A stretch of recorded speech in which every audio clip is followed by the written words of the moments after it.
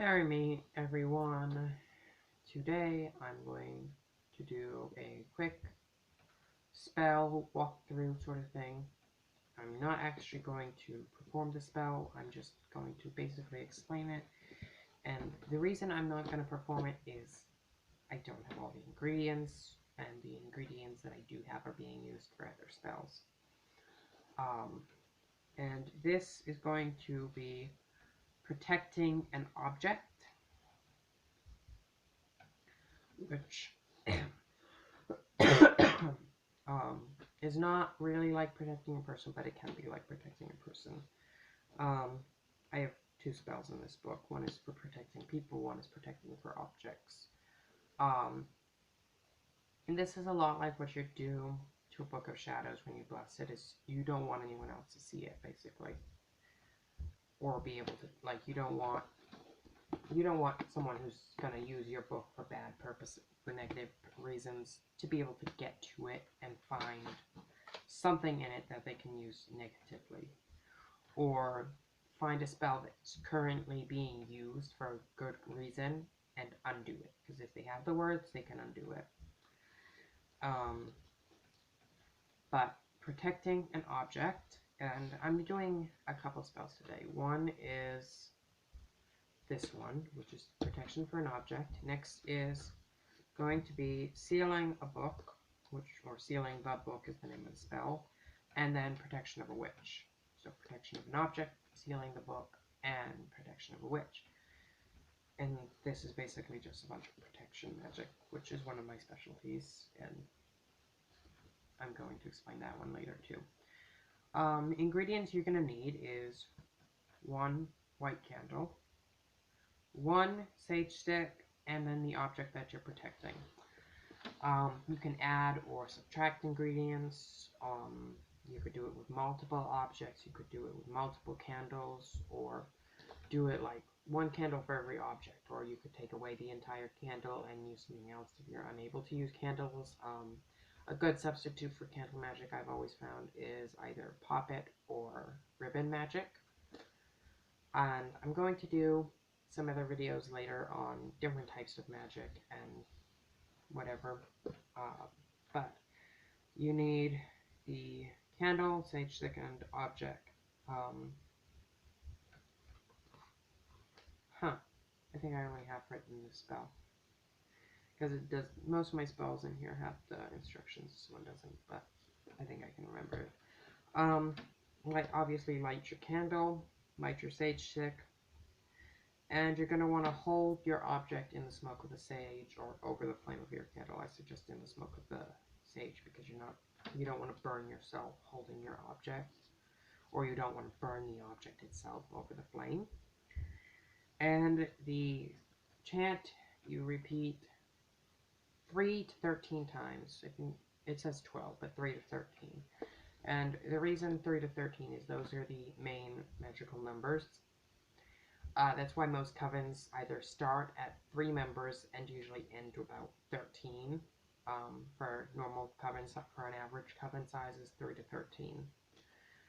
And any numbers in between. The spell itself, or the chant in this case, spells are just the overall term, but I'll explain wording later. Okay. Chant. Light so bright, protect this, and you're going to say the name of the object, the type of the object, or whatever. For example, I'm just going to use, I'm going to use my ring here as an example. Light so bright, protect this ring day and night. And you're going to repeat that 3 to 13 times. If you're in a hurry, you can do 3. Obviously, the more times you say it, the more power you're putting into it, which means the stronger it'll be. You could even say it up to, you could just sit there and repeat that same thing for 30 minutes if you choose to, or 10 minutes, or however long you choose to say it for. Or you could just chant it once or twice. You don't even have to do it 3 times. As long as you put your intention into it and you know what you want to happen, how strong you want it, no matter how many times you say it, it's all going to do the same thing basically, as long as you know how much power you want it to have. If you feel like it's not going to have as much power if you don't say as many words or as you don't chant it as many times, it's not. It's basically just what you're thinking. So for me, I basically just say it once, if I actually even say it, because half the spells I do, I don't even use the words, I just think them. But it's a very simple protection of an object. It's used mostly for keeping negativity from touching it, or demons, or negative spirits, even positive spirits, something that you don't want to get hold of it, because you're worried that it'll mess it up, or if you have a person whose energy is kind of off or whatever, or it's too much power for you, or it's too low a vibration or too high vibration, just protect it from that particular person. So first of all, in your head, imagine what you're protecting your object from.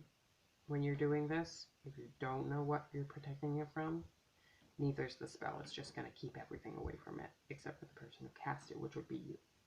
So if you want to be able to share this object with other people, can't talk right now, then you want to specifically imagine what you don't want touching it.